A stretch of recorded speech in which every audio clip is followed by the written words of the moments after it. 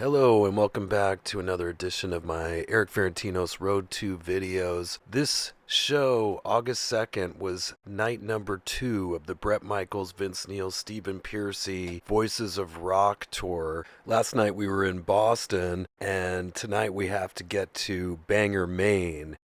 Lobby calls 6 a.m. There's a bus waiting out there. What is this bus? It's the Yankee Bus.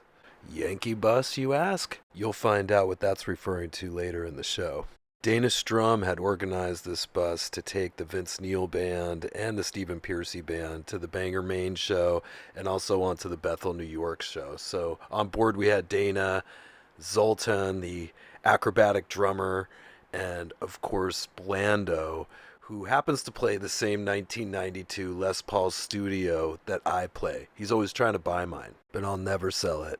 Now, this ride to Bangor, Maine was going to be 5 hours, and I was already hungry as I made my way to the bus with my luggage. All of a sudden, out of the corner of my eye, I see a sealed sandwich and 2 drinks just sitting on the counter in the lobby. I recognize the sandwich as being the same ones that they have in the little refrigerator that you self-serve and charge to your room or what have you. Well, I headed over to take a closer look, and the sandwich did not appear to be tampered with from what I could tell, and the expiration date was for that day, August 2nd. Of course, it crossed my mind that there could be an evil villain out there squirting poison into the sandwiches and leaving them for an unsuspecting person like me to grab, thinking they were getting a free lunch, and instead got free diarrhea. That would be a worst case scenario. I'm thinking it's something a little less nefarious, like maybe a drunkard had grabbed it the night before and forgot to take it up to his room with them. Or maybe they didn't have a wallet and they just bailed and left it there.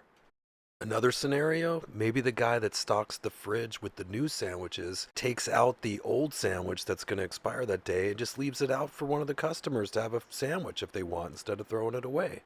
The hotel keeps their lobby at a cool 70 degrees, and it's not like I grabbed this sandwich off the sidewalk. Sometimes you just have to ask yourself, do you feel lucky, punk? Well, do ya? I know what you're thinking. Erik, you're depraved, you're disgusting.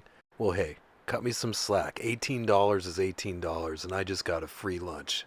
With both bands on board, it was time to head out to Bangor, Maine. We had the crew of the Vince Neil Band with us as well. You could see them sitting there behind me. Steven chilling in the back. The scenery on the drive from Boston to Maine was amazing, and I've always enjoyed that when I'm on the road. Just looking out the window and seeing all the foliage and trees. A lot different than California. The trip itself was pretty uneventful. It took us about 5 hours before we got into Bangor. Stealing bikes out here. Right here, pal. It's like riding a bike. Riding a bike. Literally. Yeah, the magic stick. Oh, yeah. Steven was in a good mood. He saw some bikes over on the side and jumped on one and started driving around the parking lot. Here's the Yankee Bus that I was referred to earlier. Is that funny or what? Yankee Bus, no more Yankee, my wanky. Oh, freaking big wheels. Racing, riding. There we go. Those fat back wheels are something else. I was attempting to do a brake slide for the grand finale, but it didn't have the hand brake like the original big wheels. Big fat wheels in back. Yeah. Don't get hit by the bus. Big wheels are a-rolling. The Residence Inn today, and we are in Bangor, Maine. It's pretty out here, beautiful day. Kind of a covered amphitheater type venue, lots of seats. Looks like it could fit like 3,000 to 5,000 people. But I'm gonna chillax, and it's another situation where we have a late sound check and early show, so I'll stay down there from sound check, so I'll have to be ready when we go. Sound check turned out to be a total bummer. We were only given about 15 minutes, and the monitor crew could not figure out how to get the cords plugged in correctly, so we were unable to use our in-ear monitors, and it became a clown show real quick. We decided screw the monitors and just hit the stage.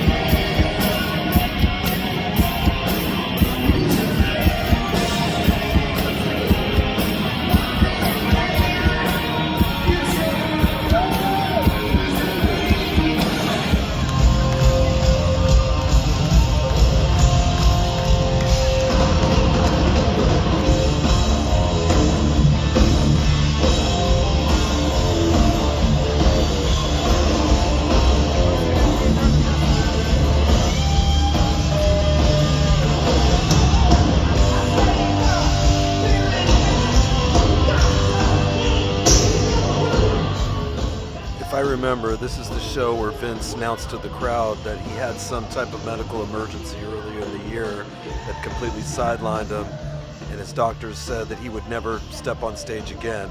Vince said, "F that, I'll do whatever it takes to get back out there." I, of course, admire Vince for not giving up and continuing to fight. Wish him only the best.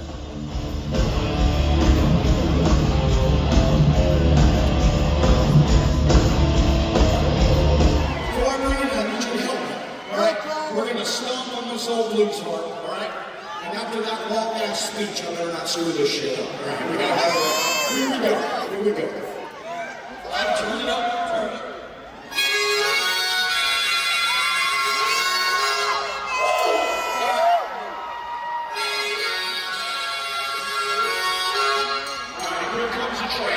Here comes a train right here, literally. You ready? We're bringing it in.